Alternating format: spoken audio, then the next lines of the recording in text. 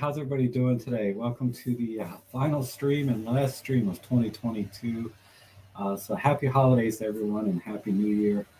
Thanks so much for joining me today. And, as usual, my streams are just pretty much off the cuff, unscripted. I just turn the camera on, sit down, and see how everybody's doing. But it's always good to see everybody.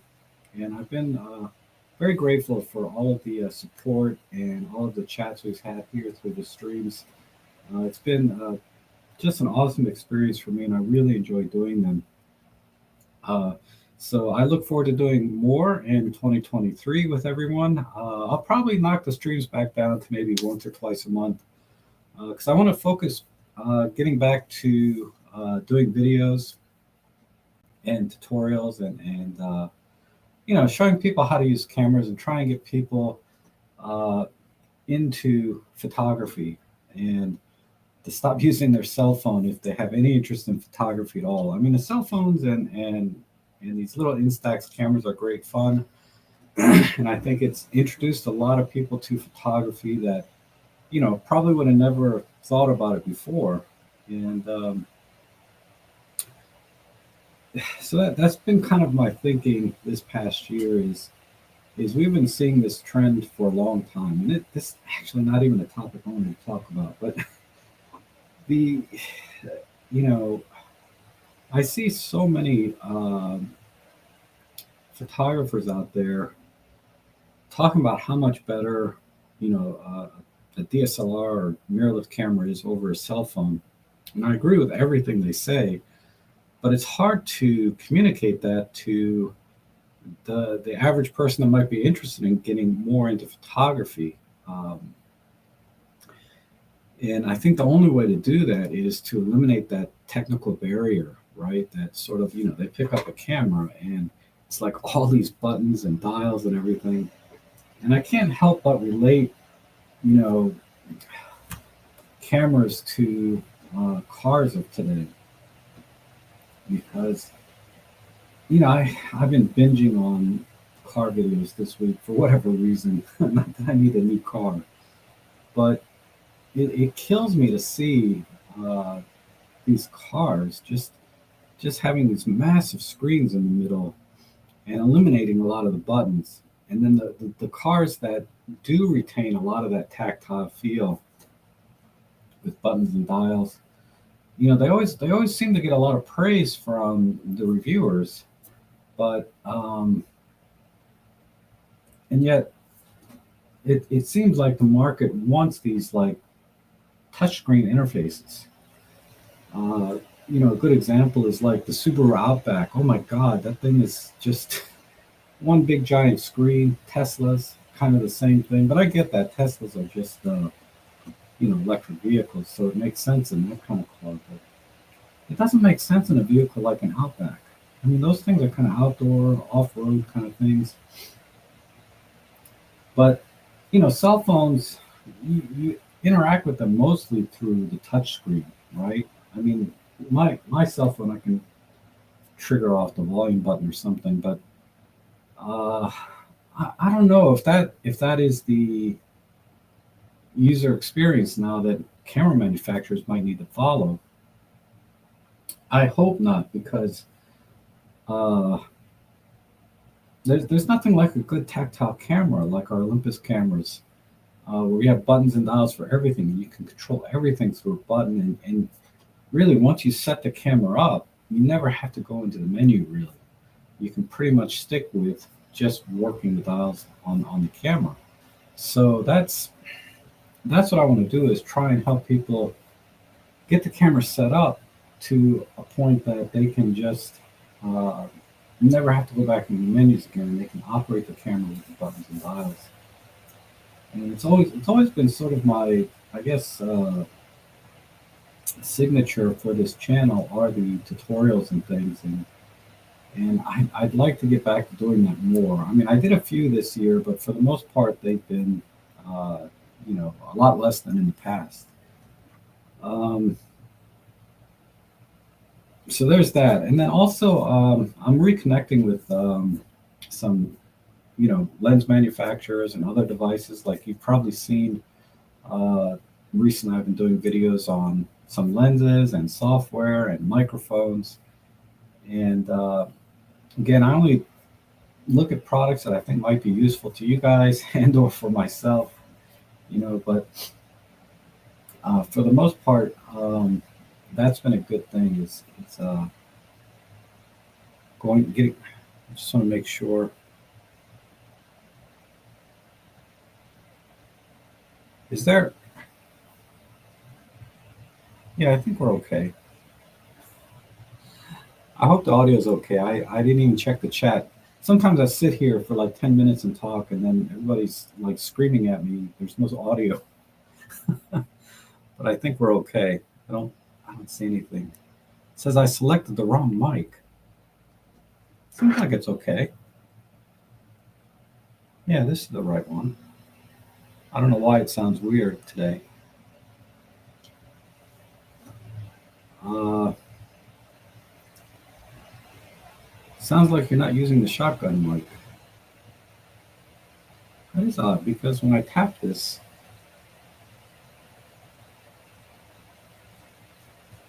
is the shotgun mic. Let me turn this on.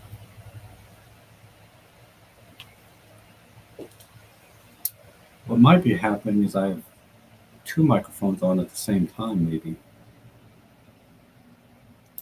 Turn that off. Oh, that's microphone one. Oh, you hear nothing when you tap. That's odd. Okay, I'm gonna fix this.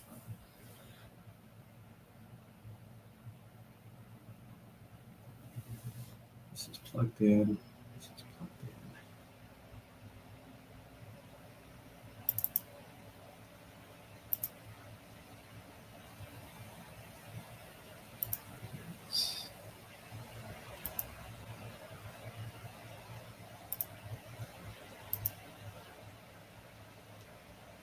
Oh, oh, I know where the problem is.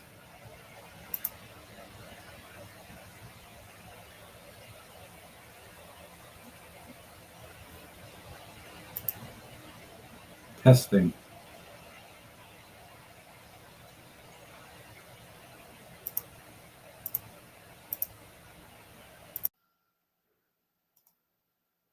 All right, how's that, everyone? That should be right. I can't have a stream without some sort of issue, right? Ah, live fixing of yeah, I know. Every stream there's always something. Especially now, I haven't done a stream like in a month. Oh, I miss you guys. You guys are awesome. So let's see who's here. John Truman, Jeanette Newman, good to see you. Plato, Andrew, David Crooks. Oh my goodness. Hi, David. And Lauren, always good to see you. And many others here. Marco, Roberto. Oh, I got to watch your OM1 video, Roberto. Roberto has a video on the original OM1 film camera. So we'll talk about that. There's so many things this year. This has been really, I would say, my best year ever in photography. I mean, the release of the OM1 was part of that because it got me into bird photography, birds in flight, sports action type stuff. And it's allowed me to get into a genre that I really thought was, just too hard, right? And expensive, because to do it well and to really get the kind of results that I want, I need a camera like an OM1 and a lens like the 300 millimeter f4. That's not to say I didn't enjoy doing things with the M1 Mark III and the 75 to 300, but it's definitely next level with the OM1, and that's been a real boon for me. Also, getting into astrophotography was huge. I mean, it's a genre that was always so hard, but with the help of like Ben Chappell over there at the Narrowband channel and lots of practice after that, that's definitely an area of photography that I've never really done before at the level that I've been doing it now. and there's only room to grow, right? I can only get better. I'm just starting in those genres, and it's been awesome. Those are the two big things. And then the other thing was, I don't know, it was early in the year or middle of the year. I was kind of in a slump, right? I was really not getting the kind of images I wanted, or I didn't know what kind of images I wanted to take. I was getting so uh, disappointed in myself in that I kept taking the same kinds of pictures I've been taking for years since I started. And I only started like in 2013, I think, really shooting photography. And this year, I wouldn't call it an epiphany, but when I go out now, I feel very confident about my photography and that I will always capture an image that I want to capture when I can focus on it. A lot of times when I go out with the photo club, I'm helping other people most of the time, and rarely do I get any photography in for myself. But when I do go out for myself, uh, I feel really good. And I can recall a video I did. It was a vlog from a few years ago where I went to Old Town Alexandria. And I said to myself, and I told the audience while I was, because you know how I jibber jabber in my vlogs, that I've been here so many times, I don't know what to take a picture of anymore. But when I go now, I see it in a whole new light with these like new eyes that I can look at somewhere I've been in the past. I've been there so many times, like Old Town Alexandria, that when I go now, I see it totally differently. I have a new set of eyes, a new lens to look through, so to speak. And I'm excited again now about photography and doing photography. So I would say of the three things, that's sort of the biggest thing is being able to go out and just really enjoy photography and be able to capture the kinds of images that I can feel good about, at least for myself, right? I mean, nothing award winning or great about the images, but when I look at them, I feel really good. And a good example of that is my last trip to Old Town Alexandria, where a lot of the photos were inspired by Sal Leader. uh, they, you know, nobody would say that they look like Sal Leader photos, but definitely there was inspiration there with the very strong, bold colors, accents of red, and so I was just so happy with those images, and it's continued to this point that, uh, like I said, when I go out, I feel inspired and excited about what am I going to capture today, even if I've been to this place, 100 times, right? I see that everything now in a new light, no matter where I go, and it's one of the it's one of the things I hear sometimes in the photo club. Is like, uh, if you've been a member there for any number of years, I've heard comments, we're going here again. We've been here 3 times, this year or something like that. And while I can appreciate that because I've been there, right? It's like, I don't want to go to Old Town again. What am I going to capture now? But now it's not, it's different. Every time I go, I'm always looking for something different or seeing things differently. And all I can tell you is that if you feel like you're in a rut where you're not getting anywhere with your photography, assuming you know your gear well enough to take a picture, right, and get the exposure that you want, uh, I don't know, try and find some inspiration from other photographers, and that's one of the only advice I would give myself if I could go back in time is to tell myself, look at the greats, go back and look at all of the uh, photographers from the past and their work and try and find some inspiration. And I know for a long time I didn't bother with that. I was like, why do I want to look at these old photos? Yeah, it's a nice picture, but I'm not living in the 50s and 60s or so that nostalgia factor is completely gone. You can't capture images like that anymore. Or I'm not going to a war zone. I'm not a journalist or documentary photographer. I just made all these excuses, and I was looking at it in a totally wrong way. The really you have to look for what is it that made these photographs kind of stand the test of time, and what look at a photograph and try and figure out, why do you like this photograph? What is it about this photograph that you find that draws the eye, that stops you to look at it? Because in the world today of Instagrams and whatever other social medias are out there, you're just flicking through these images. you know you're lucky to give an image more than 2 or 3 seconds of your face time, right, of looking at an image. And but there are images that you're like, oh wait, stop, this stops. And there's images that you remember, right, and say, wow, that's an interesting image. What is it that I like about this image? And that's how I see places that I've been to 100 times. I look at it and I say to myself, there's something here that I find really interesting, and I need to photograph that one thing in the way that I thought was different. Not so much different from what's already been done, because everything's been done, honestly, right? But just being able to recognize the the opportunities there are everywhere around you and capture that moment.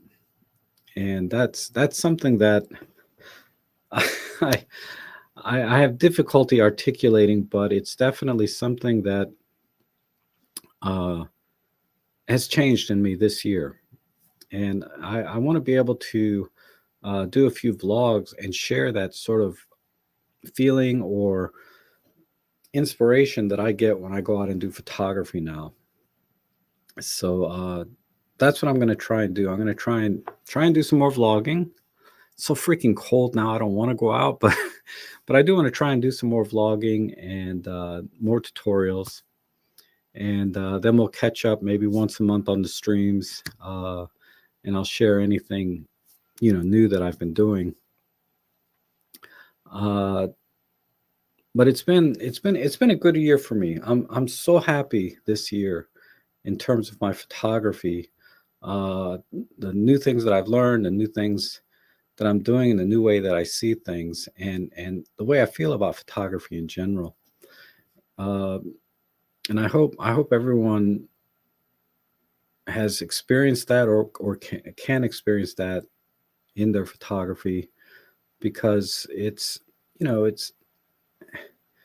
really it's really the best thing that's ever happened to me in all this time that I've done. I mean, it's always been rewarding to teach people photography and do new things with people. Uh, but it's not the same as finding satisfaction in your own work, and doing things uh, yourself that you find satisfying. Because we're all our own harshest critic, right?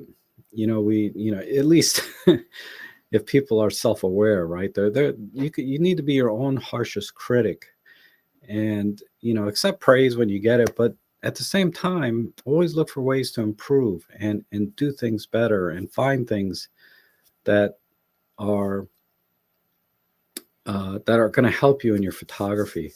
So I guess I'll just leave it at that, and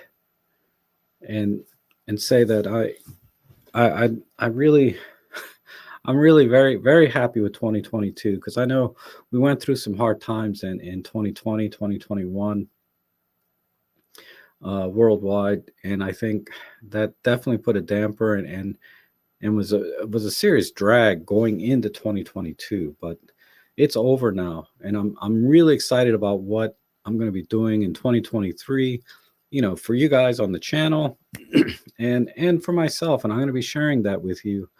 Uh, as I go right this year, hopefully through vlogging and various tutorials. So that said, um, I'm trying to think if there was really anything that I've I wish I could have done better, right, in 2022. And I don't know. other than a lot of personal stuff, right? My life is a train wreck otherwise. uh, but in photography, certainly, um, there's always something I could be doing better. I can't think of anything now because I'm just so happy with what I've accomplished and what I've been and how I feel about photography today versus how I felt about it really before the first half of this year. It was getting almost mundane and I'm just glad I'm over that. So now the things that I want to do, and I've already talked about it, that I want to do more of, but uh, yeah, definitely tutorials and vlogging. Definitely those are the areas I want to go. And I hope you guys will enjoy them. Just let me know. And like I said, the streams I'm gonna have to cut back though, because it's hard for me. Like today, it's hard for me to just come on every week, just sit down, turn on the camera, and just start to talk. Right? I don't want to waste people's time with just a bunch of jibber jabber. So I'm gonna try and have more focused topics on the streams starting in 2023. Not too different from what Olympus is doing, or I'm sorry, OM Systems is doing with their streams, where it's there's a specific topic every week. So, or not every week, but once a month they do something, and they're kind of fun to watch sometimes. But I don't know. That's where I need to go with the streams. Is something more topic driven, not every week where I don't know what I'm talking about half the time. But okay, let's see how you guys are doing. Lauren says, making up photo books. See if I can use these features. I finally got around to doing this, and going forward, we'll keep making more each year. Selecting some prints makes you think more and preserves. Yes, that's a great idea. I should do a photo book for 2023. Maybe not just one, but do a few, right? And definitely an area that I find very interesting as well is being able to look at your photos and organize them in a way that uh, tells a larger story, right, than an individual photo can. Or maybe that an individual photo does not tell a story at all, but as part of a picture package, where you have 4 or 5 photos together, maybe 3, uh, that tell a story, right? And doing an entire book, maybe 20, 30 images. I don't know. I'll have to look into that, but I am excited about organizing and putting photos together and maybe making a book. I don't know, but that's a great idea.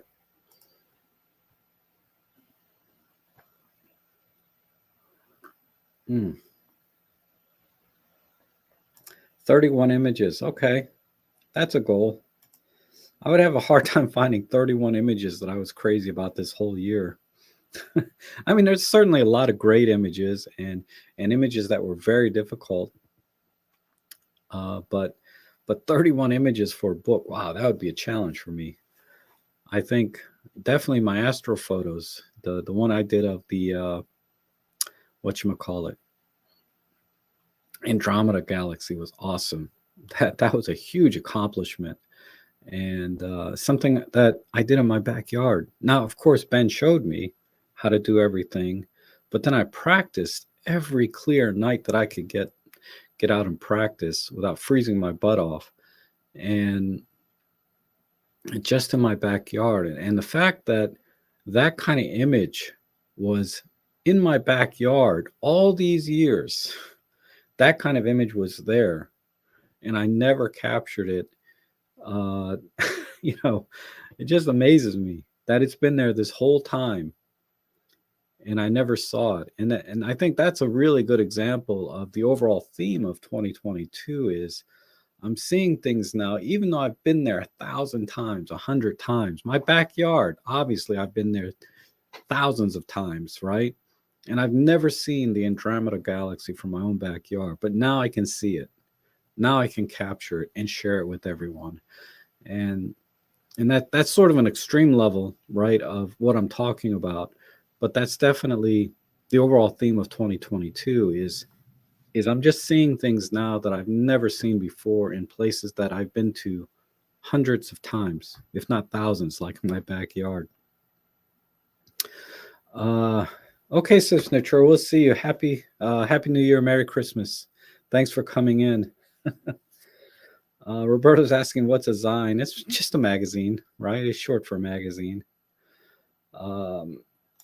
And Thomas says, just bought the 7 artisan 4mm circular fisheye delivered today. Will be out tomorrow. Yeah, that's a cool little lens. I take that with me a lot, actually, when I go out. And even though I may not have an intent to shoot a fisheye, it's nice to kind of, it's just so small. You can just put it in your bag and it'll be there for you if you want to do something kind of fun. Yeah, I love that. I love that little lens. That's one of the lenses I got this year from 7 Artisans for review. And so it's fun. I got a couple more lenses potentially coming in. We'll see, that are interesting. I don't know if they're new or there's some embargo on them, but they're really interesting lenses. I think the catch is, though, they don't have them for Micro Four Thirds, so I'll have to do them on my Fuji camera or my Panasonic. But it doesn't matter, right? Cameras are cameras for the most part. Oh, a calendar. Yeah.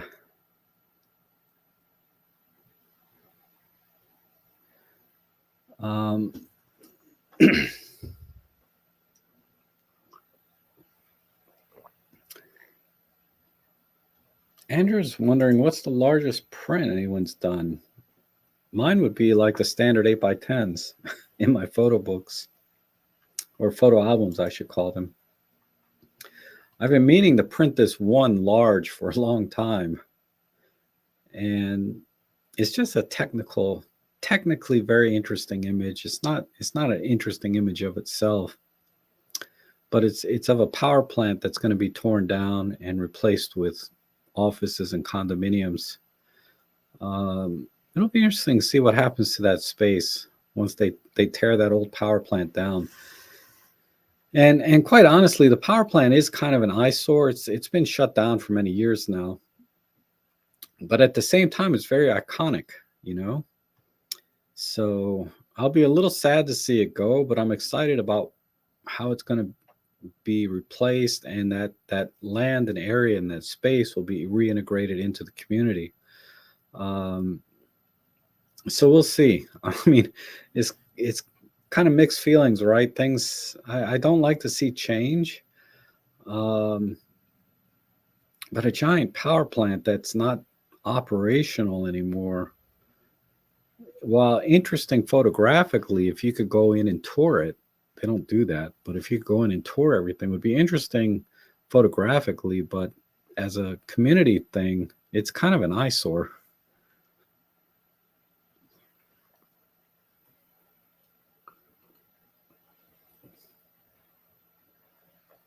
Motorcycle calendar.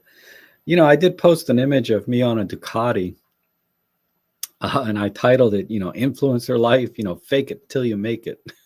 Because it's not my bike. It's actually my brother-in-law's bike. They're into motorcycles, my sister and her husband. They love their Ducatis, and they had a couple Harleys before. I don't know. I've never seen them ride their bikes, but they have a lot of bikes. They love their toys, man, which is awesome. It's awesome for me because I get to share, right? I don't know how to ride a bike, but they have a boat. They have these fancy electric vehicles. I don't know. They had the Mustang, and then now they got the Beamer iX. I rode in that thing yesterday for the first time. My God, those electric vehicles, they haul ass.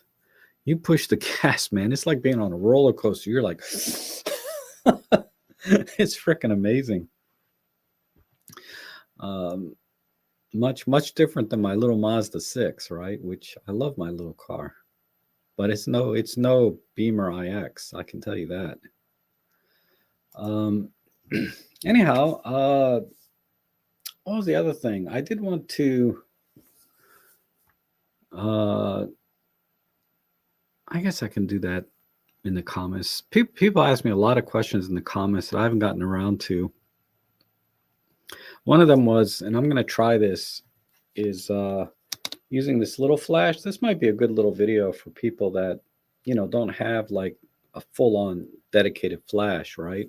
They just have maybe this one that came with their camera. And you can get pretty much the same results as you can with the larger flash, but you need to crank up your ISO. And we're talking small spaces. I mean, a large flash is a large flash. There's no substitute. But in indoors, in a house like mine, just a small house with 8-foot ceilings, whatever, this works great. But you have to shoot a little higher ISO, and I need to give you some tips on how to manage the power output from this flash. So I'll do that. Maybe I'll do it after the stream. I'll try and make a quick video on using this little FLM3. It's not bad. It's really not bad. I mean, I know I've seen Robin and some other guys do some videos on this flash. But,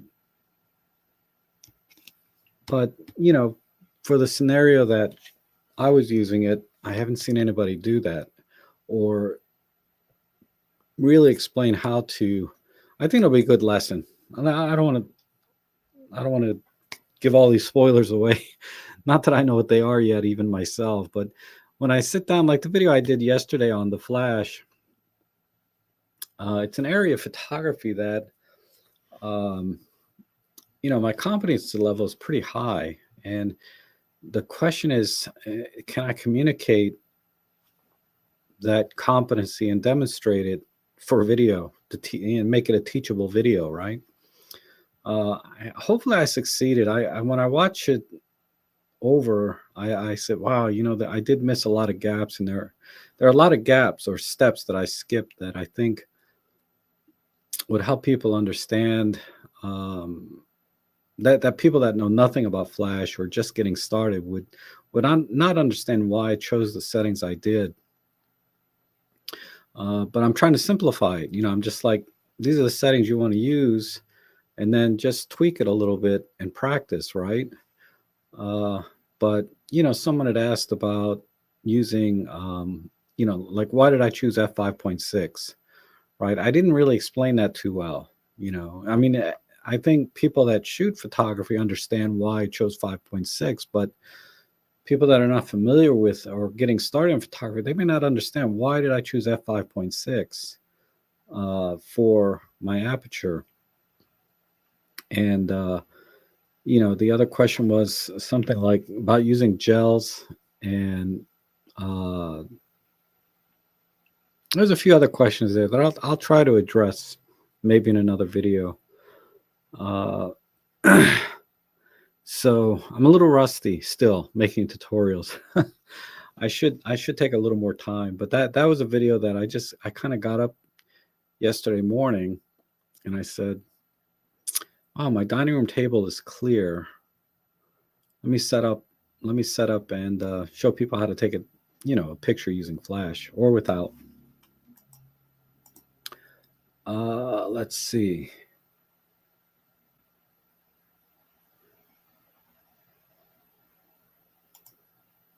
Oh, hey, Corey. Yeah, I think you asked me this in the comments below. The MP-Con. I don't know if I have the macro adapter or not. I'll have to look. I know I have the wide angle adapter. I might have the macro. Let me take a quick look if I have it.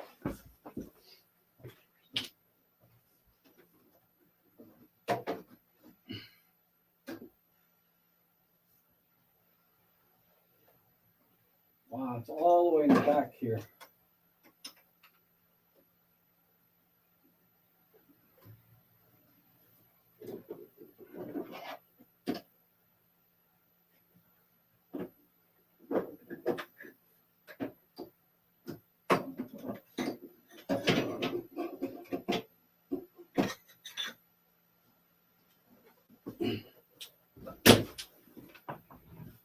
Let's see.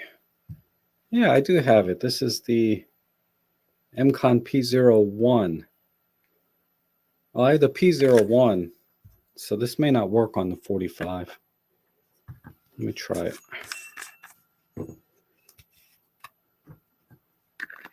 Oh, it fits. Oh, that's fun. Just stuff laying around I forgot I had. All right.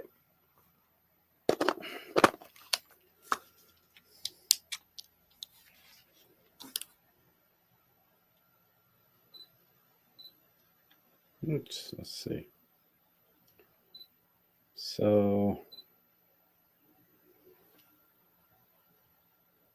you lose infinity focus, that's for sure. And then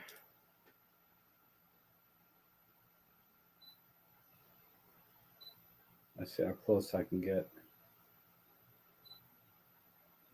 Well, I think it's I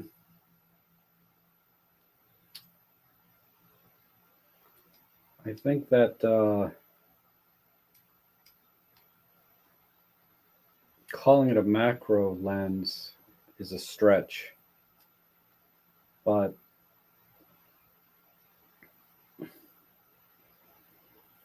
I don't know if that can even be seen. That's about as close as I could get to the microphone. Versus if I take this off, what is my...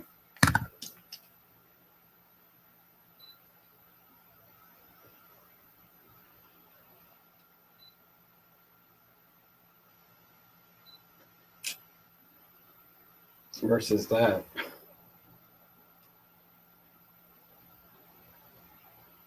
So it's okay. It works, but it's not 1-to-1. It's more like 2-to-1. Or let me see, I can measure it. It's about that. It's about that much. And our Micro Four Thirds, yeah, it's probably 2-to-1, or 1-to-2, I should say. It's about 1-to-2 is my guess. I don't know if this deserves a whole video by itself, but I'll give that some thought. What was it specifically you wanted? Sorry, the microphones. What was it specifically you wanted to know about that? Other than maybe the magnification level. So I'm not really a macro guy. Okay.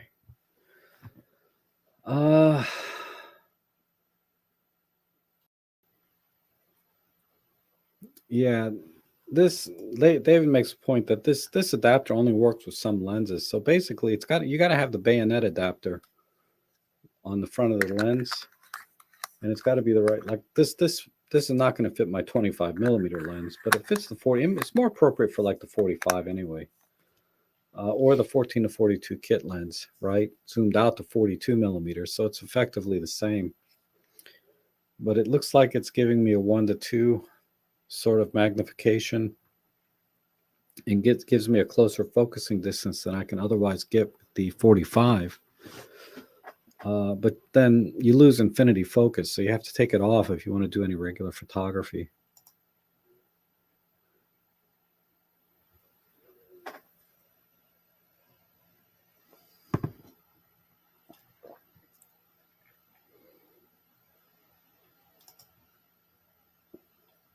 The P02 gets better. Okay, yeah, I don't have the P02. I think this is my wide angle one. Yeah, this is the wide converter. I wonder if this works on the 45. Who would put a wide converter on a telephoto lens? But let's see. Why not? Oops.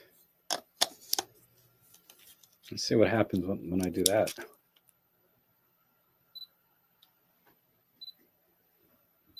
Well, it seems like I still have infinity focus. So that's that.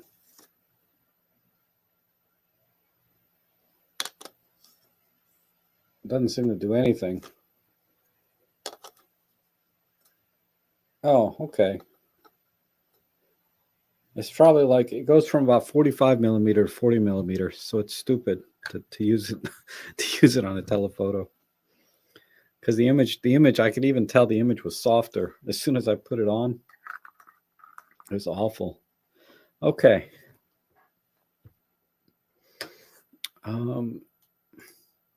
That's the thing. A lot of people ask me to do reviews, or they have requests for things, and I just don't have them.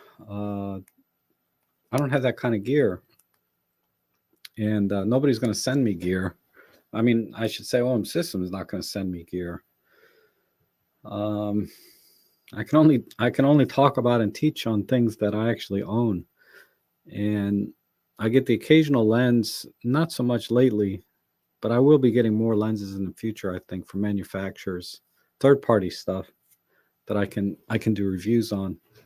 And they're all going to be manual focus mostly, right? Plato says, I missed a question by Neil. Okay, let me scroll up.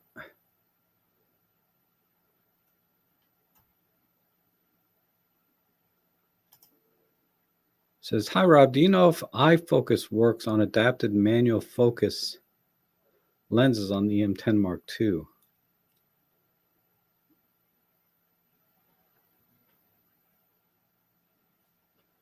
That's a good question. I mean, it's not going to autofocus, obviously, because it's a manual focus lens. But I guess the question is it going to eye detect with the with a manual focus lens?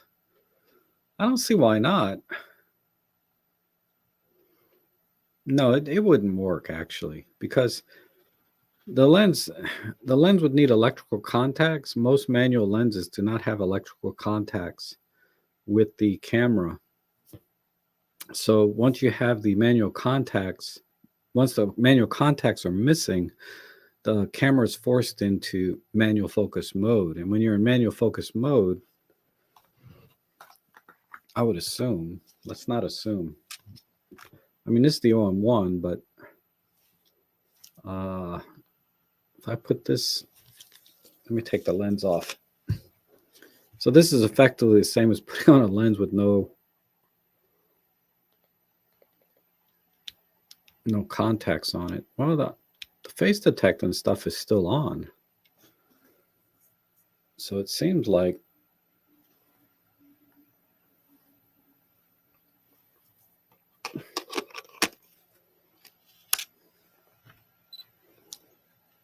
it would work. I put it in manual focus mode. Well, this lens is too wide. I have to try it with the Pen F.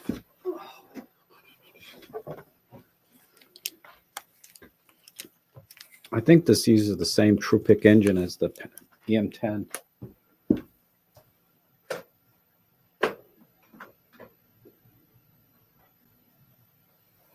Because these came out about the same time, right?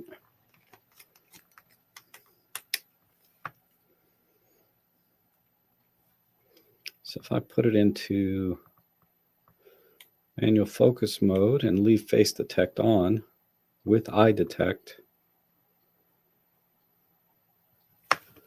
let's see if the eye detect, I mean, I can't imagine any scenario that you'd need to use this. Oh, but it is working.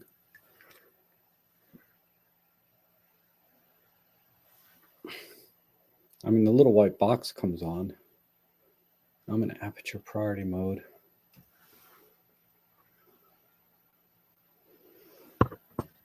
But you can see that at least the face box comes up. I don't know about the eye detect. I don't see the eye box coming up.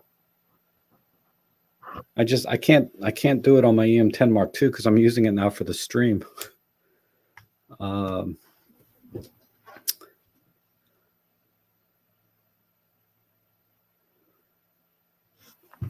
But I can't think of any scenario that would be useful to use eye detect or face detect with the M10 Mark II and a manual focus lens.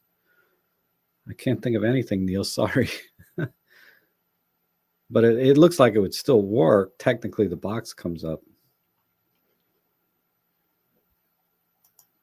And then Corey says, make more how-to real estate videos using Micro Four Thirds. I'm trying to work with a local agency, but honestly do not know much of what to do or what they would want.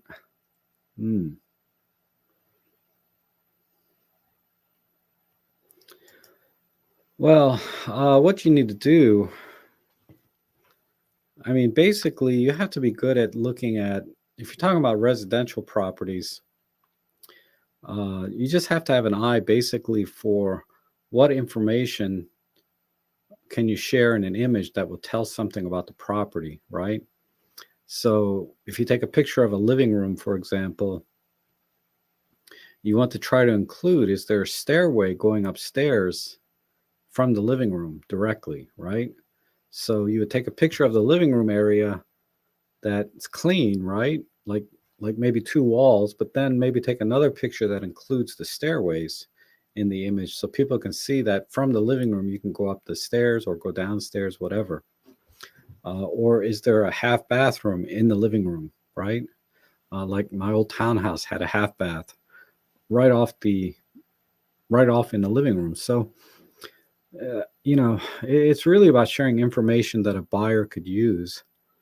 But honestly, the main reason I think a lot of agents get photography done for their properties is to get the client, the seller, right? Because they tell the seller, as part of my marketing package, I hire a professional photographer and do photography and or video, maybe do 360 tours, but they include this in their marketing package to attract the buyer, to differentiate their services with other real estate agents.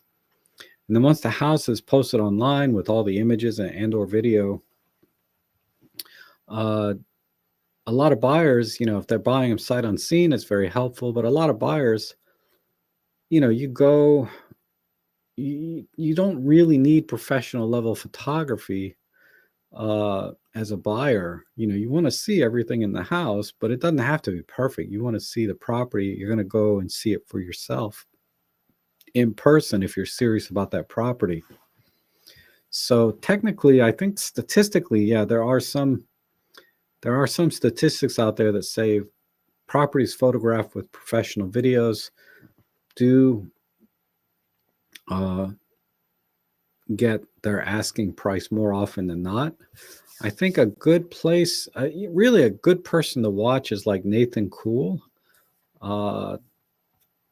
That's where I learned all of my real estate photography, was from Nathan Cool and Richard Baum.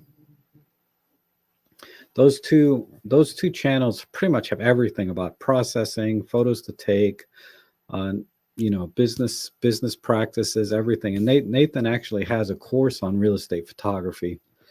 Those guys are the best if you want that kind of video. I can do the occasional vlog on a property, but I do mostly commercial properties, which are not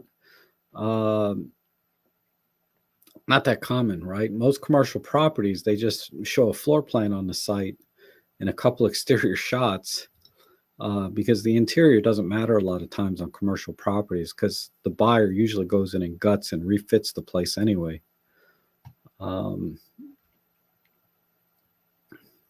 But you're talking residential. So residential, those guys are the top. I used to watch why does his name escape me now? But he has also a very good course on residential real estate photography. He's down in Florida. I can't remember his name for some reason. But because he hasn't been putting out a lot of videos lately, he kind of stopped. He used Micro Four Thirds for a while. He's now using, I think, Nikon. And Nathan uses Canon cameras. And Richard, I think, uses Sony. But it doesn't matter. In real estate photography, you're on a tripod and using flash, right? So in my mind, I don't know what difference the sensor size makes, really, other than adding weight to your bag. they seem to, most of the real estate guys, they all use full frame cameras. And that's because when they go online and research, that's all anybody's using.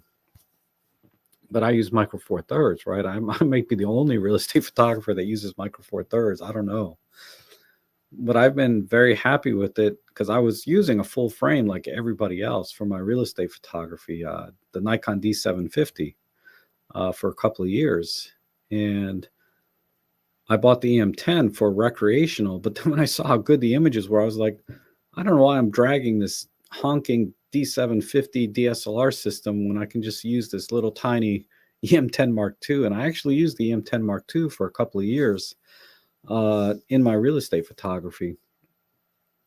And like I said, it's mainly because I can shoot at base ISO, and micro four thirds gives you that depth of field without having to crank up your aperture to like f8, f11. You can shoot at f5.6, for example, right? And especially now that software is so good, like DxO at reducing noise, if there is any noise issues that I have to deal with, I can easily correct that in post-processing, but it's very rare. It's very rare, at least in the commercial real estate photography that I do. I know some real estate photographers, they like to do night shots as an add-on where they go back at night and they take a picture with the house with all the lights on and stuff. Some photographers, they just kind of fake it and do it all in post-processing. But those not the kind of photography I do. And I can't, and again, you'll be on a tripod. So even in low light, I don't see what disadvantage there is to using a micro four thirds system. Because you're on a tripod, so you can take longer exposures at lower ISOs. Then you process and deliver them at 2 megapixels. Everything I deliver to my clients is 1920 by 1080 or thereabouts, just standard full HD size, right? Because it's just going on the web. So even then, when you compress the size, when you reduce the size down to that size, my God, my phone is going crazy here. The noise is reduced quite a bit.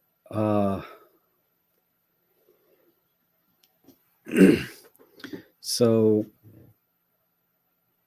don't think you need to get, at least I can't think of any reason to use larger systems if you don't have to, right?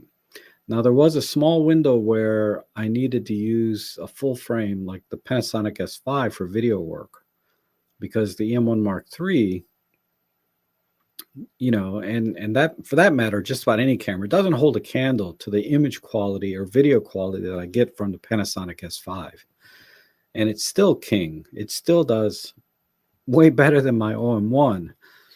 But I've switched to doing video with the OM1 because now the OM1 has full 10-bit color and better dynamic range. Just enough that I don't really need to use the S5. Now, like I said, the S5 is still 10 times better in video for that kind of work, but I don't need 10 times better, right? I just need a little better. I need it a little better than the M1 Mark III could do. And that's what the OM1 is. It's a little better. It's not leaps and bounds better in video than the M1 Mark III, but just enough that I don't need that S5 anymore. I did notice on my last video job where I used the OM1, I could have used a little bit more highlight recovery in some of the shots, but that's a very small trade-off for all of the advantages that the OM1 has in terms of image stabilization and the compact size and weight when you use it on a gimbal. Those trade-offs, because there's always trade-offs, right?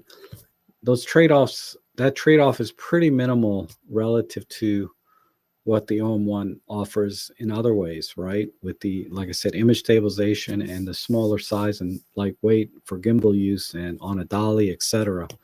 Not that the S5 is a honking monster. It's a very small, lightweight, full-frame camera, But man, when you add like a 14 millimeter f4 lens or whatever, it's not that small and lightweight anymore.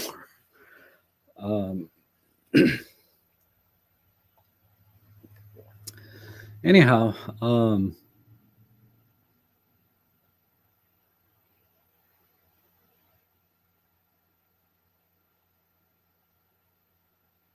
yeah, there's a lot of good deals. Lauren's pointing out some good deals, which brings me to one last thing I wanted to talk about.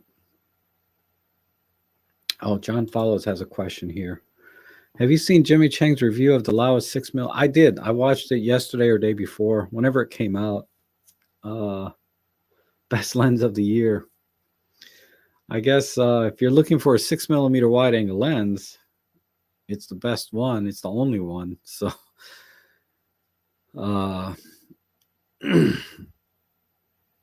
it doesn't. I don't know. I'd have to. I don't know what it costs. It's probably like a $500 lens, like all their other lenses from Laowa. And you know, when I look at lenses, most lenses today, most modern lenses, you're going to get a more than acceptable level of quality or image quality out of them. I mean, I've reviewed some $100 lenses, and the image quality is fine for the kind of work that I do, whether it's professional or personal. So when I look at lenses and think about buying another lens, I think about, is that a focal length and or aperture that I can use, right? Is it going to expand my photography in any way? And at this point, a 6mm would not expand my photography in any way that I can think of, because I have the Panasonic 7 to 14mm f4, and I shoot that at f5.6 most of the time. I don't need a 6mm f2 for anything that I can think of. Just like the Panasonic 9mm f1.7 or whatever it was. Great lenses, but I can't think of any use case for me that would justify spending 500, whatever the cost is for that lens.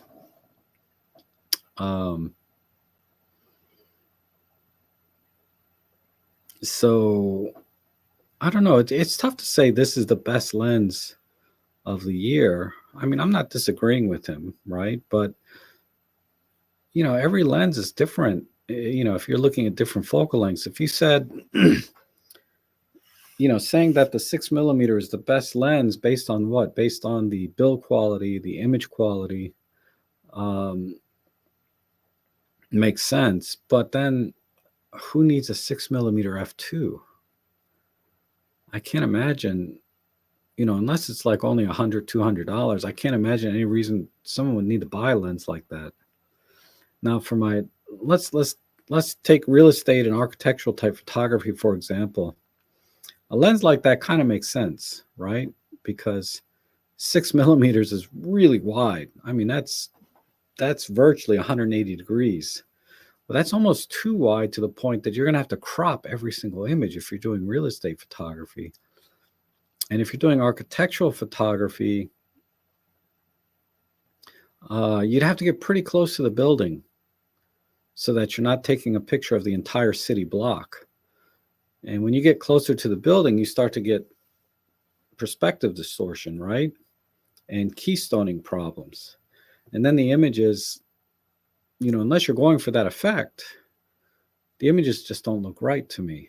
I'd rather stand further back with a narrower field of view and get a more perspective correct, more compressed image rather than 6mm. My God, you'd have to stand almost at the front door and take a picture because it's virtually 180, right? And landscape photography, that's just so wide. I can't think of too many applications. Now the fisheye lens, you know, I have a 4mm fisheye lens, but that's totally different.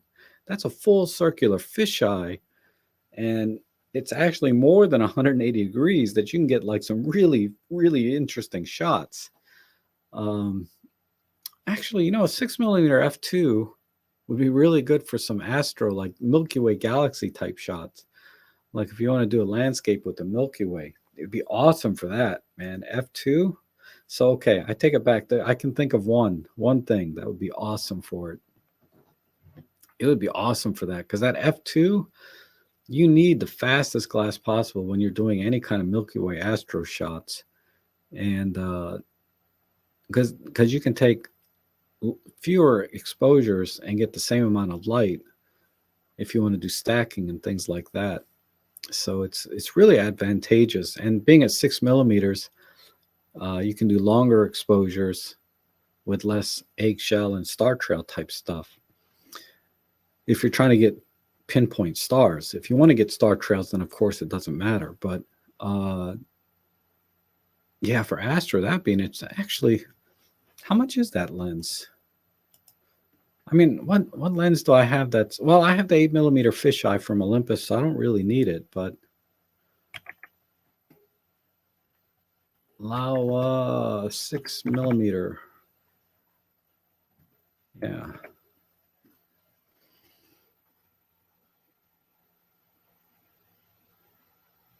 $700.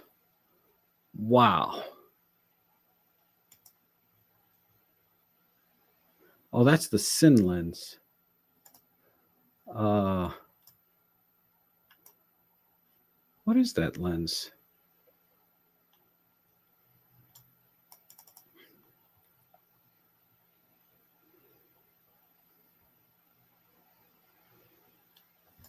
Let me try again. Laowa 6mm f2 0D lens. Is that it?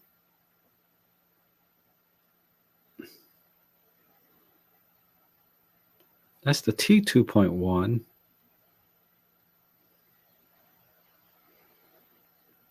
This is the lens, but I don't see. Oh, okay, $499.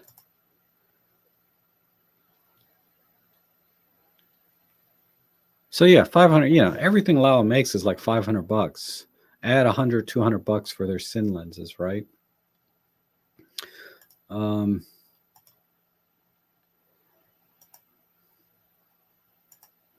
For that kind of money, $500.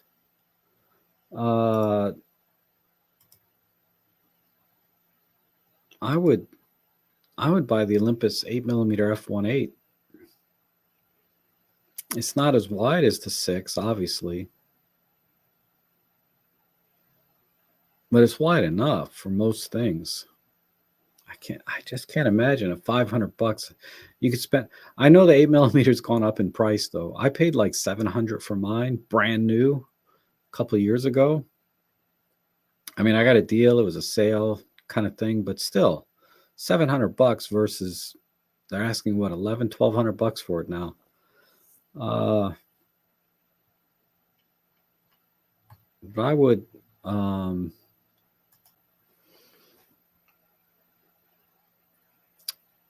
would still rather get the 8mm fisheye. And if I can't get the fisheye, I'd probably step down to like an f2.8 wide angle lens, because $500, that's pretty steep. Interesting lens though. I don't know. I'll probably get one. I don't know. If Laowa wants to send me one to review, I'll be happy to review it. But I don't know if I could buy one, because it's such a niche lens, right? Niche lens, I should say. Okay, Corey, I think this was a question. Thanks, Rob, thanks for the tip. I get what you mean by including those home features into the room shot. I would definitely check all of the others. I have an off-camera 8200 with a dome diffuser for the room. Okay. You have to be careful with the dome diffuser, though. I don't normally use it. I mean, I use it about 50-50, I should say. Because if you saw my last video on Flash, the one I did yesterday, you have to be really careful with color cast, right? When you're using Flash. So a lot of, because the dome diffuser spreads the light everywhere. And a lot of times, especially residential, the walls are a different color. They paint them red and orange and blue, whatever, right? And when you have the dome diffuser, the light's going to bounce off all these different colored walls and create this color cast that's just a pain in the ass to correct in post-processing. Just, I mean, it can be done. It's not impossible. It's not actually, it's not even that difficult. But when you have to do it for 20 or 30 images, then it becomes kind of burdensome. So I like to use just the, it's the round head, but I like to point the round head just straight up if the ceiling is white, and point it straight up. And then the only light, or the majority of the light bouncing off, will be one color, right? White. Or slightly off white, depending on the ceiling. And there'll be the color cast is minimized because the light bouncing off the ceiling, then bouncing off the walls, is greatly reduced. So you get less color cast when the light is coming off from the ceiling. The only time I use the dome is when really I need, if the walls are all white, then maybe it will soften up the images, but it kills the power because the light's being spread around. But anyway, I usually use it facing forward or slightly at an angle when I need the flash to reach the back of the room, and I don't want to walk over and set up another flash, right? So I might use the dome that way. And then I blend these images back together in post-processing. But I don't use the dome that much. If I go to a site and I don't have the dome, I don't sweat it. I'm like, it's fine. I don't really need it anyway. But there are times when the dome is a little bit helpful, but usually only when everything is white. The walls are all white. In most office space and commercial buildings, everything is one color. So, in fact, a lot of times, what I used to do, and I still do sometimes, I don't know what happened to it. I haven't used it lately, but I have this white card, it's about 12 inches by 10 inches, a white plastic card that I attach to the flash so that the light doesn't bounce back behind me and gets thrown forward. It's like a giant white card that you pull out on smaller flashes, but I use that on the AD200. Damn it, I should have it right here.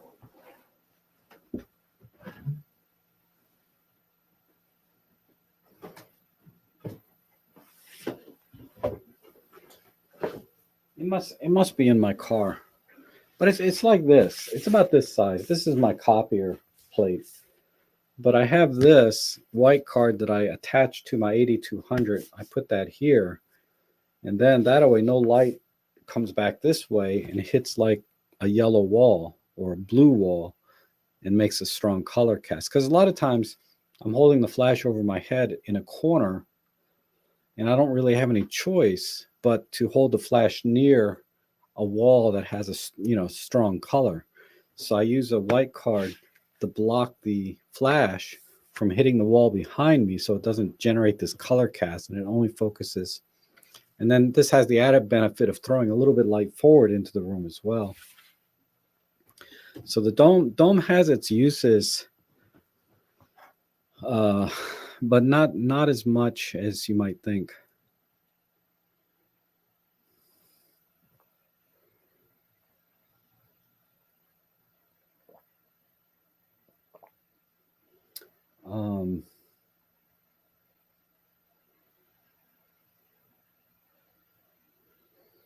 Oh, you got the round head adapter. Okay.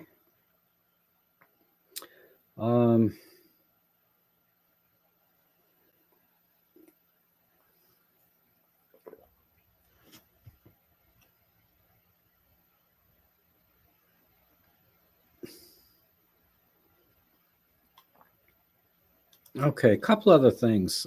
There's the GX95, amazing deal at $698 because that includes the lens. And the Canon R10, that's a really, really cool little camera as well, right? It's a little bigger than, say, the OM5, but it costs less and comes with a lens. And it's pretty competitive in terms of image quality. However, it's lacking all of the features that OM Systems has for their cameras, right? no IBIS, no live comp, no high. Well, it might have high res, but uh, pro capture and all all of the things. Starry Sky AF, Live ND. The OM systems have a lot more features. Because I was thinking about getting the OM1. I'm sorry, the OM5. I know when it came out, I was like, I don't see a need to get the OM5 because I have the EM5 Mark III. And, with a tripod and a physical ND filter, you pretty much have an OM5, right? Because you can do high-res shot mode on a tripod. You can do ND shots with a real ND filter. You don't need live ND and you don't need handheld high-res shot mode, right? That the OM5 offers. It's easily fixed with those other things, right? Which most of us have anyway. Most of us at least have a tripod. But that said, the OM5 does have a very specific feature that I want, and that's the Starry Sky AF, because I'm really into astrophotography now. And that feature is so handy. I mean, I do manually focus with my other lenses, but it's a pain in the butt, especially the 75 to 300 with the focus by wire. It's really hard to nail focus manually on those lenses. So having the Starry Sky AF would be freaking awesome,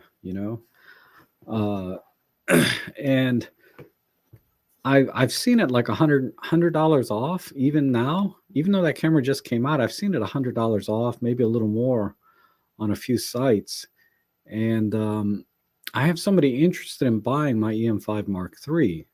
So there might be like four or $500 spread between the EM5 Mark III and the OM5 for me if I can sell my EM5 Mark III. And just to get that one feature, and of course, I like the IBIS is much better. I mean, it's a full stop better, so it's twice as good, right? Technically. But that one feature in of itself has me kind of wanting that camera just for that. But we'll see. I really have to sell my EM5 Mark III to do it. Then the difference in price makes sense to me to get that feature. But probably for 99.9% of everyone else that doesn't care about astrophotography, I can't see a reason to get the OM5 if you already have an EM5 Mark III. And there's a $300 price difference right now, brand new, right, between the two cameras, maybe less, but it almost makes sense to still get the EM5 Mark III over the OM5.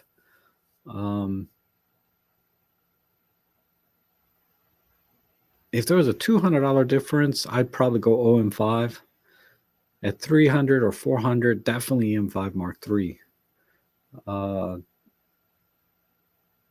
But anyway, it depends on your photography, right? So there is one feature that I really like about the OM5. The only downside to the OM5 in astrophotography is you have to use a dummy battery if you want to do sort of 3-4 hour exposures for 3 or 4 hours at a time.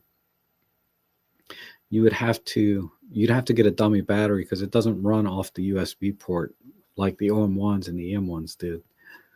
There's an argument to be made to just get another EM1 Mark III, right? Because I sold my EM1 Mark III, which is fine. It was a great camera, but I have an OM1.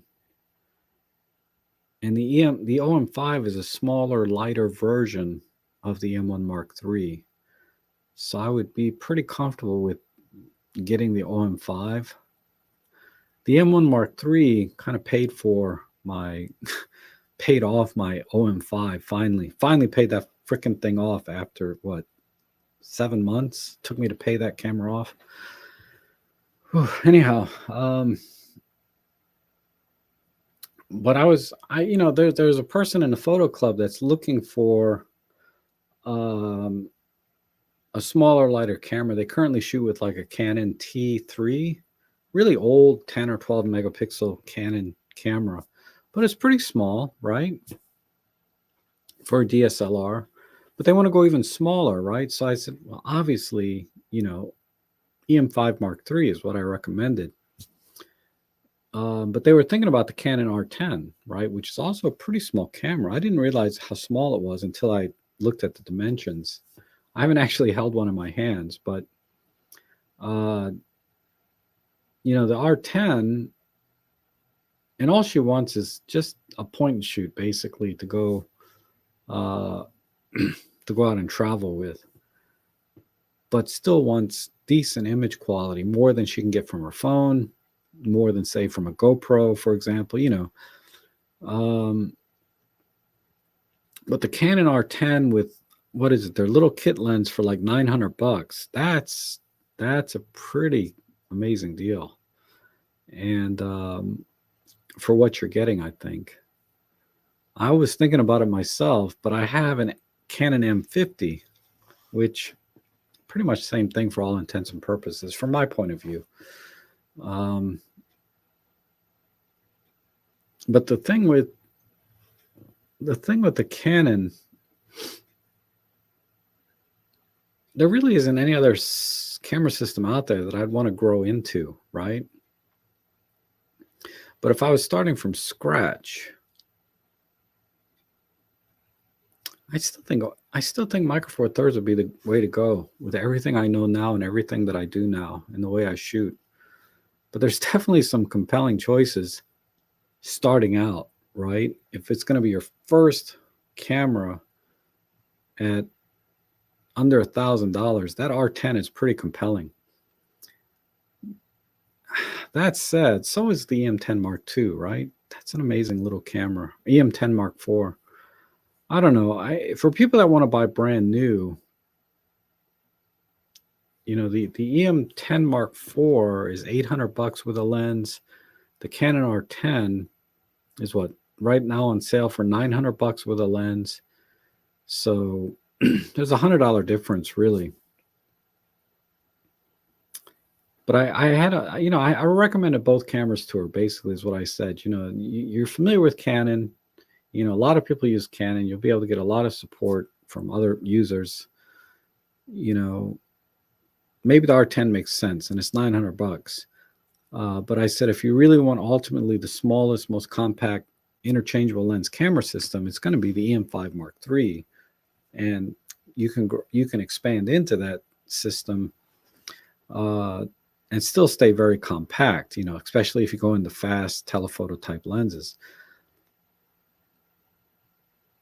But I don't think she intends to do that. I think she's going to be like a 2-lens person, the kit lens and maybe telephoto lens, a zoom telephoto. Those will be the only 2 lenses she ever buys.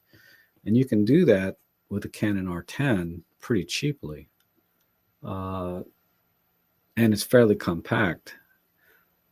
So I don't know. But yeah, the Canon R10, no IBIS, none of the other special features that OM system has.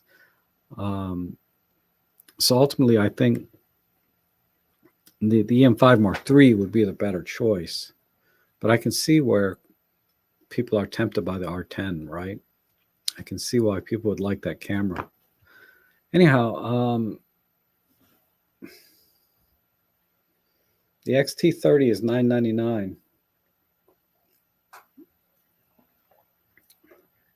And the R10 is a APS-C. Yes, I'm just kind of going through the comments.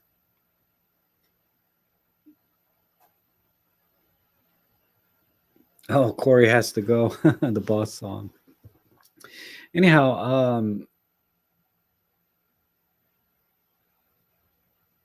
the Canon R50. Yeah, if you have a full frame camera, I don't know. Yeah, there's some good lenses in the RF system that are cheap, right? That I think most people can get by with. All their 1.8s, the few that they have are pretty good. But yeah, honestly, yeah, I don't have any need or desire to really go to another system. Well, it's not about me, but it's more about like what does the market perceive when they look at cameras, right? When you watch a lot of the review channels on YouTube, Micro Four Thirds just doesn't get a fair shake, I don't think. And it's unfortunate because it really does fit the needs of 99.9% of the people that want to get into a real camera system, and does it in a small, compact, lightweight, durable for the most part. And you can go everywhere. It's just insane the ridiculous recommendations that I see. I skimmed through Tony's camera of the year. Tony and Chelsea's camera of the year was the Canon R10, and I don't disagree with that so much from their perspective and their user base, right? Their viewership. But for me, the camera of the year is the all-in-one, definitely all-in-one. I think this was a huge year for Micro Four Thirds with the all-in-one and the Panasonic GH6. I mean, those are two really amazing cameras, and I can't imagine anybody needing anything more than either one of those cameras. The all-in-one, I think, is the better of the two, unless you want to do video, right? It's crazy. Yeah, the Panasonics are going cheap.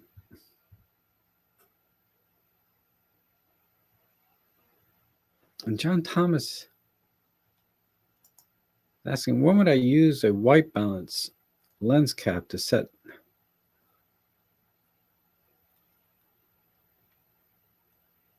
I assume you're talking about those lens caps that are kind of white, that are kind of a soft white, like semi-transparent white, and you put that on the front of your lens and you take a picture. I've seen those things.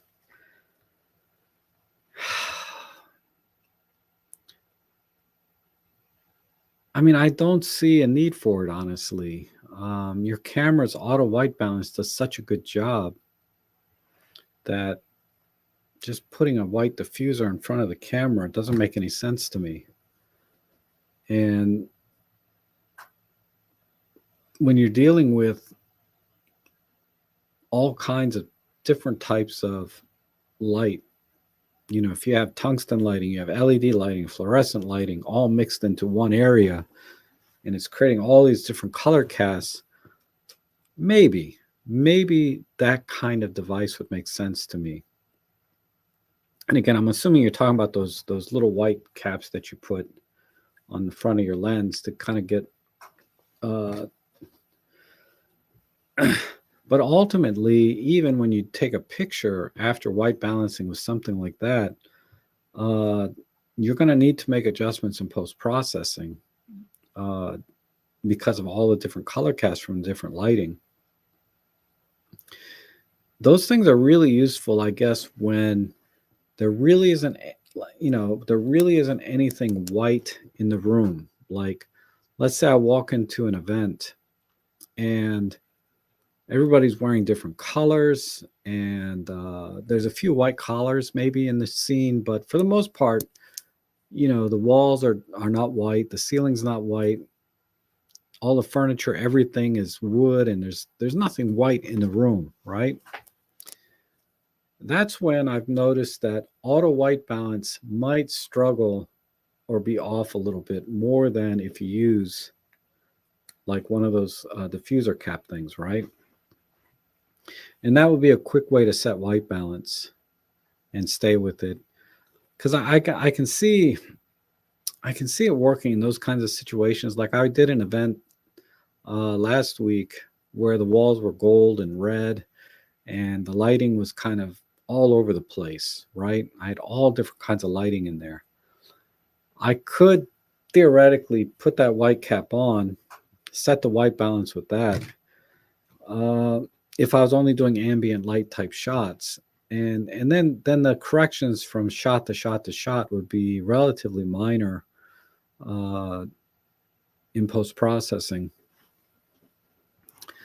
But so is using just auto white balance, because auto white balance in the camera is doing effectively the same thing as those little white caps, right? It's analyzing the entire scene and trying to balance or find the white balance by analyzing the entire scene. And just by putting a white diffuser cap on the front, all you're doing is diffusing all of the same light to the sensor so it doesn't have to think as hard, right? So I can't imagine, I never bought one. I did try one. I did try one some years ago, and I couldn't really see much difference between using that and just auto white balance. And I said, well, this would be kind of a waste. I'm assuming that's what you're talking about.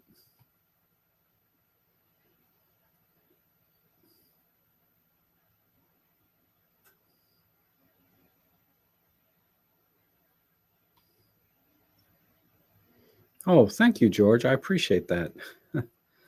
I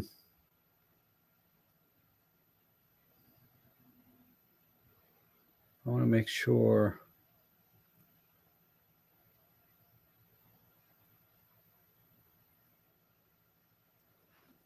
Yeah, IBIS is a big deal.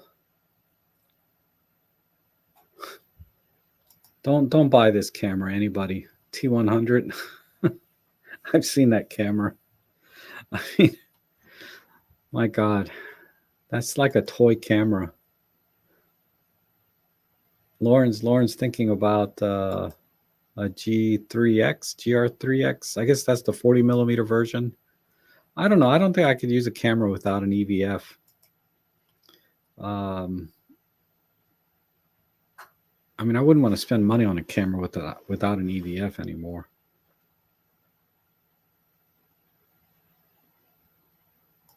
Yes, they have the white center. Okay, so it is what I'm talking about.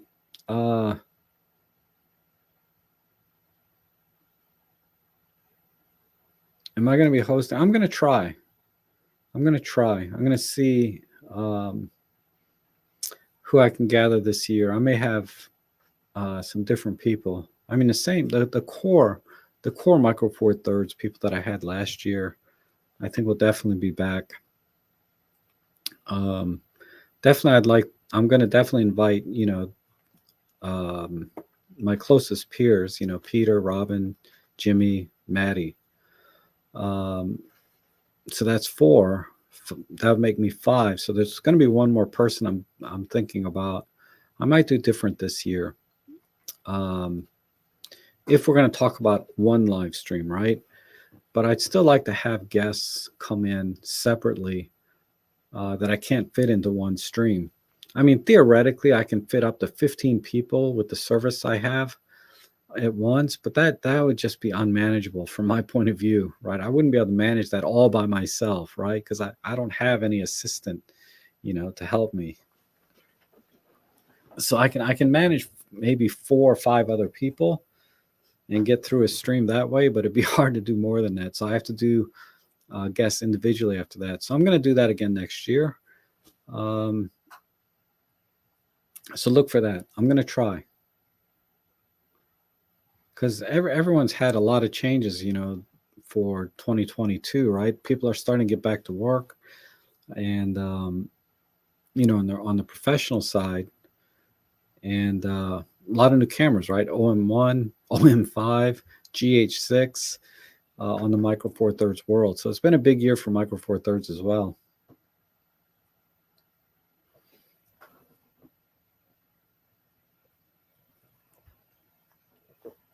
So I don't know, those white balance filters I just don't see a place for them or use case for them for the most part.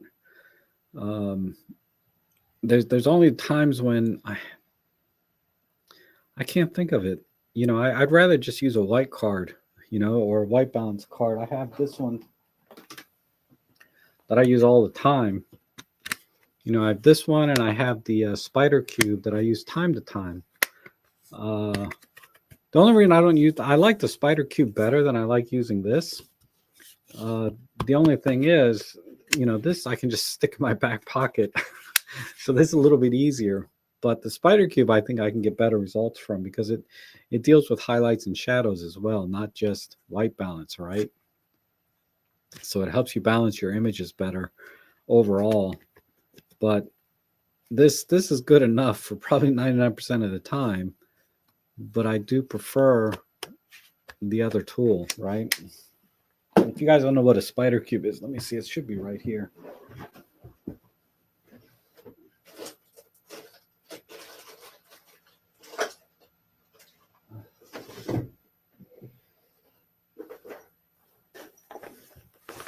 This guy. This is the spider cube. I like this thing a lot, actually. You know, it has this highlight specular sort of reflector. I did a review on this.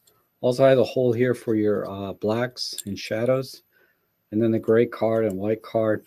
So this is really handy, and you just kind of set it up on the floor or somewhere in the scene to acquire the white balance. And this works better in a lot of ways than just the flat gray card that I have from my other thing. But as you can see, this I have to carry, right, in a case, whereas the other one, I just, you know, I'm going out the door, I just slip that in my back pocket, and it works most of the time. If and when I need to use a white card or manually set the white balance.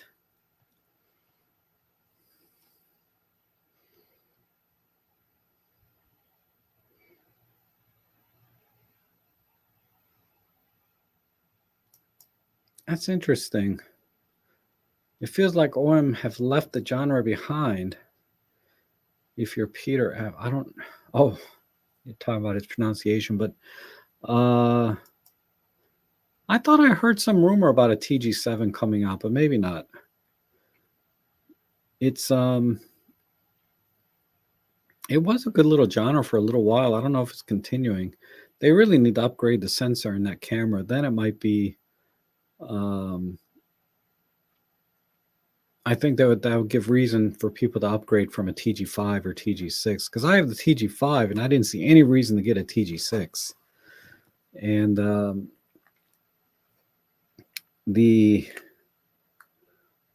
I think if they can put like a 1-inch sensor in there, that would be something. And it raised the price. It'd probably make it like $1,000 camera. But then I think people might consider it, because that's a great little camera, a lot of fun. If I can get a 1-inch sensor camera that has the Olympus features and menus and everything, I would be so happy. I would probably get one, you know, and be very compact and lightweight, because it had a 25 to 100 zoom. So it had a 4x zoom built in. If they can do that with a 1-inch sensor, they'd be competing with the Sony little RX cameras. But it would definitely be a great camera for OM system users, right? Because really in photography, the gear is not that important. I know you hear that all the time, but the reason is I know the OM systems menus and features, limitations, capabilities. I know it inside and out. Well, you know, now I'm stretching a little, but I know it very, very well, to the point that when I go out to take a picture, I don't have to think about the gear. I don't have to think about the settings, you know, or is it going to capture this image the way I want it to? Because I know exactly, when I look at a scene, how to capture that image with the gear that I have. I don't have to think about what settings I need to use. It just automatically comes right away. You know, I can go to ISO 6400. I don't have to worry about it, you know, for example. And or I can use 1/30th of a second shutter speed, because I know exactly the kind of image that I'm going to get when I use these various settings. Can I use 1/30th of a second? Yeah, I can handhold that, no problem. I can handhold down to about a quarter second most of the time, not all the time, but most of the time. With other camera systems, I don't know. I don't know the gear well enough or have enough experience to say, can I hold my Panasonic S5 down to a quarter second reliably? No.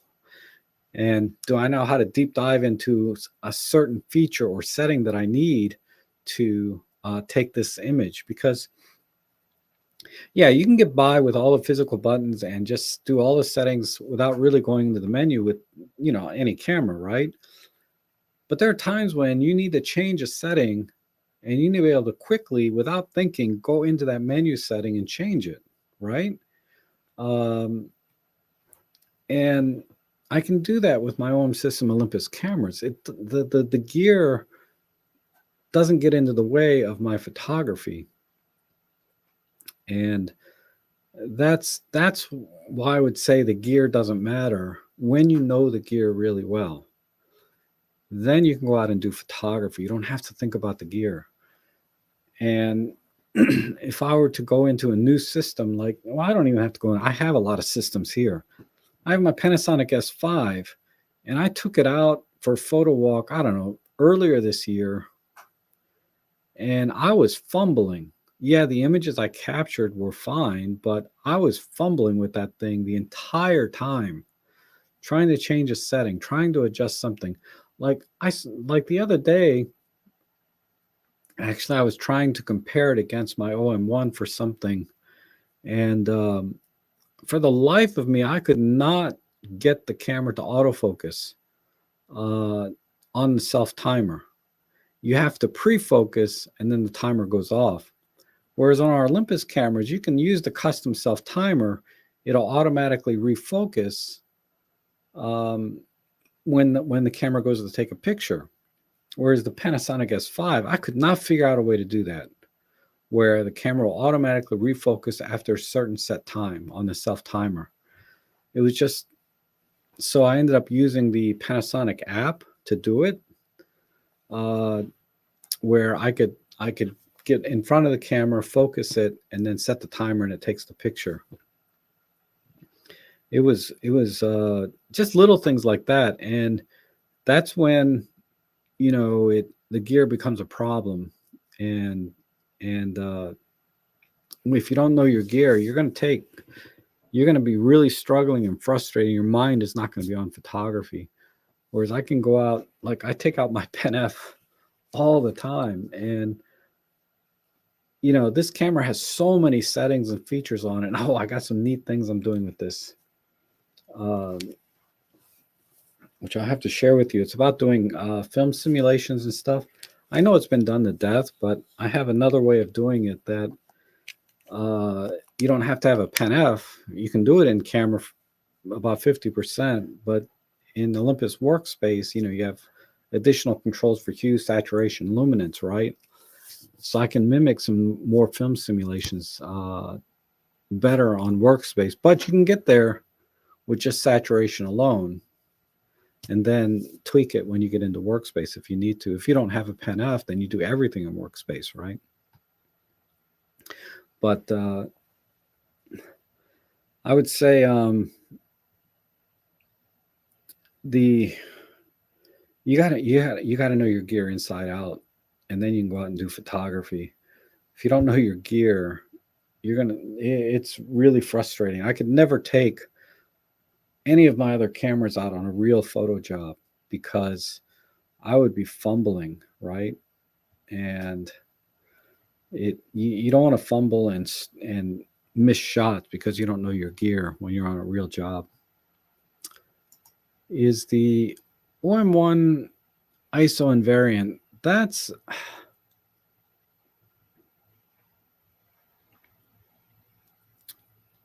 let me think what the definition is. It's basically if you shoot at ISO 200 and you underexpose at ISO 200, say by 2 stops,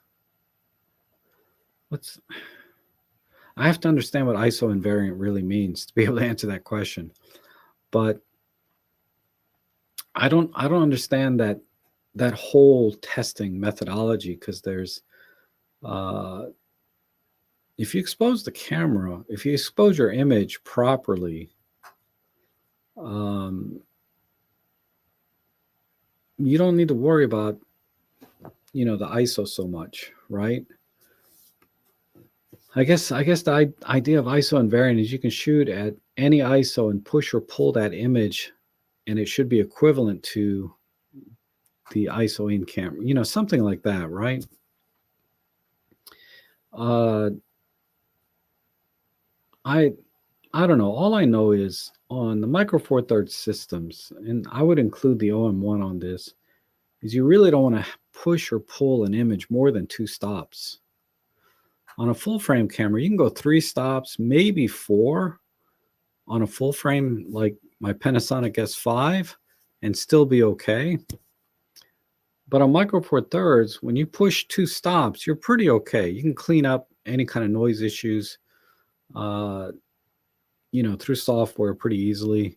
If you push 3 stops, that's a tough call. Then you start to lose detail and you start to see noise. So for me, I don't think about shooting at an ISO then having to push and pull it. I think about when I look at a scene, are the highlights and shadows more than 4 stops difference, right? Meaning, the shadows are 2 stops under 0 EV and the highlights are 2 stops over 0. So I have about a 4-stop range that I can comfortably shoot Micro Four Thirds and know that in post-processing, I can push and pull these shadows and highlights in an acceptable range without getting noise and losing detail. When you start talking about 6 stops, right, plus or minus 3 stops, that's when you start to get in a little trouble. More so in the shadows because there's less information in the shadows typically. So normally when you push your shadows, you get more noise or you lose more detail and color information in the shadows than you do when you're trying to pull highlights. So I wish I could answer the question directly and say yes or no to is it ISO invariant? But I think more realistically, the way to think about it is Micro Four Thirds is plus or minus 2 stops. You're pretty safe in that range from whatever base exposure is, right? And if you have shadows more than 2 stops below in the scene, it starts to become a problem. Same thing with highlights. Now, if you're shooting at ISO 200 versus say ISO 3200, so that's what 4, 8, 16. That's 4 stops difference, right? The question is, can you push ISO 200 4 stops, or is it better to shoot at ISO 3200? Clearly, it's better to shoot at ISO 3200 because any dynamic range loss when you raise ISO is mitigated by the in-camera processing of higher ISOs. The camera generally does a better job of processing higher ISO than you can by trying to push it in software. Okay, so that's another way to look at it, right? Because sometimes you need to save an image, right? For whatever reason, you want to save an image because it got underexposed and you really want that image. Or if you're in the field and you want to make a choice, do I shoot at ISO 200 and try and push it? Don't do it if it's more than 2 stops, generally speaking. It's better to raise your ISO by 2 stops and shoot it and get the exposure correct in camera, because the in-camera processing of ISO is better than trying to push it in post-processing, if that makes sense. So that's the other way I would think about it. I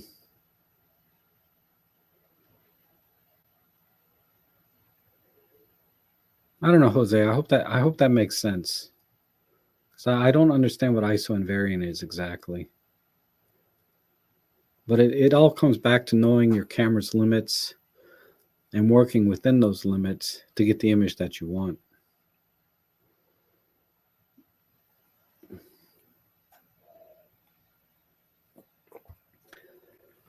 Okay, well, I think I will wrap it up here, you guys and ladies. I really appreciate you joining me today.